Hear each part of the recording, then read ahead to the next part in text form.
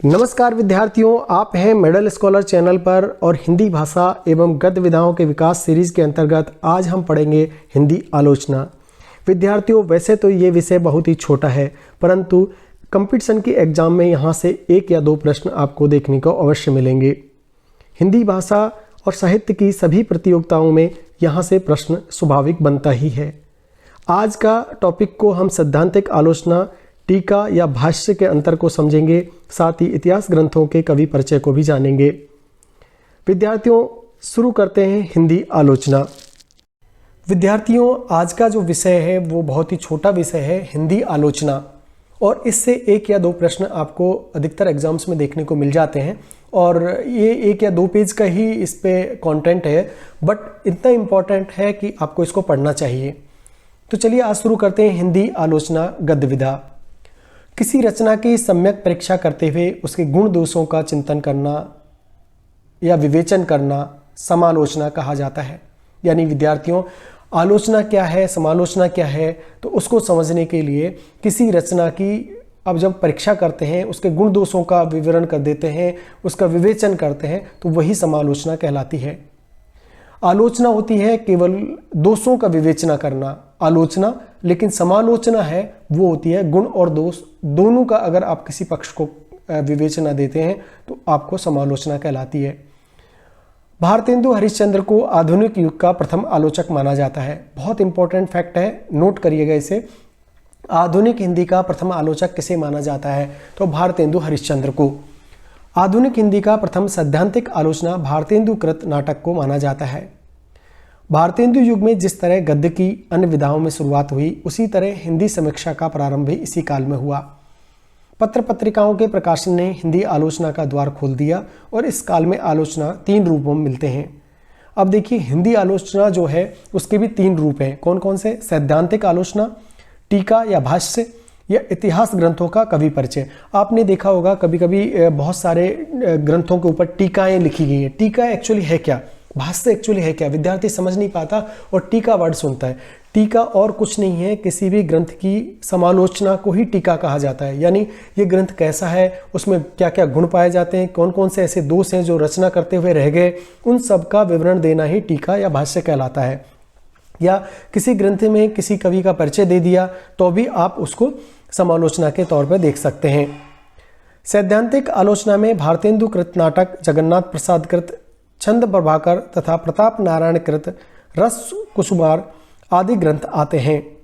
अब यहाँ पर इंपॉर्टेंट फैक्ट बनता है विद्यार्थियों कि सैद्धांतिक आलोचना में भारतेंदु कृत नाटक है और जगन्नाथ प्रसाद कृत छंद प्रभाकर तथा प्रताप नारायण कृत रस कुसुमाकर आदि ग्रंथ, यानी ये जो ग्रंथ मैंने नाम लिए हैं आपको कौन कौन से, एक तो नाटक भारतेंदु कृत तो जो नाटक है वो भी एक हिंदी की आलोचना है, और जगन्नाथ प्रसाद कृत जो है छंद प्रभाकर वो भी समालोचना है, और प्रताप नारायण द्वारा रचित है रस कुसुमाकर वो भी हिंदी आलोचना के अंतर्गत आता है।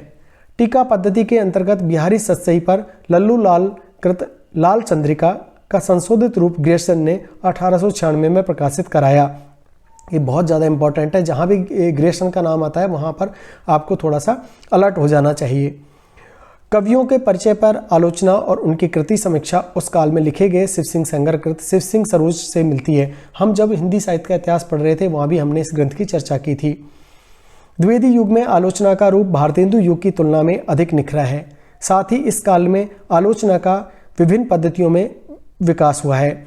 इसी परंपरा में मिश्र बंधुओं ने हिंदी नवरत्न और कृष्ण बिहारी मिश्र ने देव और देव बिहारी नामक पुस्तक में आलोचना पद्धति पर लिखा। यहाँ पर देव बड़े या बिहारी बड़े की आलोचना की गई है, तो ये बहुत ही इंपॉर्टेंट है मिश्र बंधुओं का कि देव और बिहारी में से कौन बड़े, उन्होंने एक बहस छोड़ दी थी बिहारी मिश्र ने। हिंदी आलोचना को विकसित करने में काशी नगरी प्रचारणी सभा का महत्वपूर्ण योगदान है। बाबू श्याम सुंदर दास ने इस संस्था के माध्यम से हिंदी आलोचना साहित्य लिखा और हिंदी भाषा एवं साहित्य, भाषा रहस्य, साहित्य आलोचना आदि भी लिखे। हिंदी समोलोचना को उनके चरम उत्कर्ष पर पहुंचने का श्रेय आलोचक सम्राट आचार्य रामचंद्र शुक्ल को है। बहुत इंपॉर्टेंट फैक्ट है, इसे नोट करिएगा। हिंदी समालोचना को उसके चरम उत्कर्ष पर पहुंचाने का श्रेय किसको जाता है, कौन से आलोचक को जाता है? तो आचार्य रामचंद्र शुक्ल को। शुक्ल जी ने आलोचना के नवीन मानदंडों की स्थापना की और समीक्षा पद्धति का सुनिश्चित पथ निर्मित किया। वे युगीन परिस्थितियों के परिप्रेक्ष्य में ही किसी कृति की समीक्षा करने पर बल देते थे। शुक्ल जी की आलोचना दृष्टि कुछ मूल्यों पर आधारित है, यथा लोक मंगल की साधना, रस सिद्धांत और प्रबंधात्मकता तथा विरोधों का सामंजस्य। कुछ का मानना है कि शुक्ल जी तुलसी का पैमाना बांधकर अन्य कवियों को नापते हैं, इसी कारण कबीर के प्रति वो न्याय नहीं करते। इस संबंध में उनकी आलोचनाएं अपने सिद्धांतों के अनुरूप हैं, किंतु उन पर संकीर्णता का आरोप लगाना गलत है। पंडित हजारी प्रसाद द्विवेदी शुक्ल परंपरा के आलोचक हैं, किंतु वे शुक्ल जी के मत से भिन्नता रखते हैं।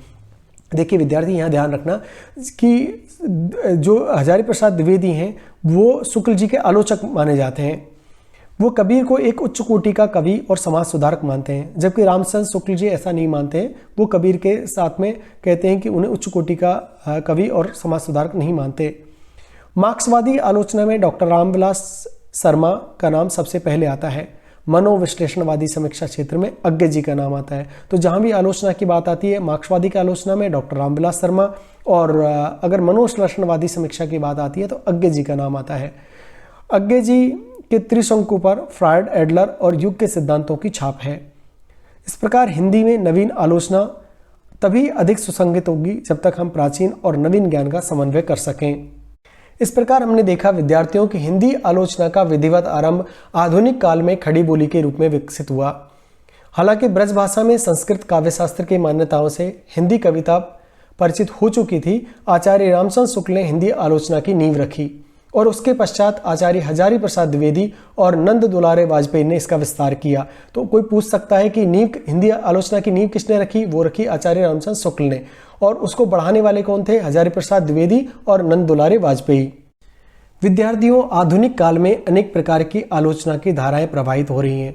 उनमें प्रभाववादी आलोचना, मार्क्सवादी आलोचना, मनोविश्लेषणात्मक आलोचना, सुसंधतावादी आलोचना, सैद्धांतिक आलोचना प्रमुख हैं। हिंदी आलोचना में आज भी निरंतर विकास हो रहा है। Doctor Namvar Singh, doctor Ramswaroop Chaturvedi, doctor Shiv Prasad Singh आदि आलोचक इसके विकास में महत्वपूर्ण योगदान दे रहे हैं। अब आपके लिए एक संदेश। तो इस तरह विद्यार्थियों, आज हमने पढ़ा हिंदी आलोचना को, जो एक छोटा विषय होने के बावजूद यहाँ से प्रश्न बनते ही हैं। विद्यार्थियों, कोई सपना जादू से हकीकत नहीं बनता, इसमें पसीना, दृढ़ संकल्प और कड़ी मेहनत लगती है। आशा है आपने चैनल को सब्सक्राइब कर लिया होगा, साथ ही उन विद्यार्थियों तक भी पहुंचाने में मदद जारी होगी जो कि इसके हकदार हैं। सिलेक्शन तो यहीं से होगा। हमारे अगले वीडियो का विषय होगा हिंदी साहित्य की गद्य विधाओं का विकास के अंतर्गत आत्मकथा, जीवनी, संस्मरण, रेखाचित्र एवं रिपोर्टाज। साथ ही जानेंगे प्रमुख रचनाकारों और उनकी रचनाओं का परिचय। आरपीएससी में ये बहुत ही महत्वपूर्ण विषय है और यहाँ से 1 या 2 प्रश्न अवश्य ही बनेंगे। विद्यार्थियों, सब्सक्राइब और लाइक करो, आसमान को छूने का समय आ गया है। धन्यवाद साथियों।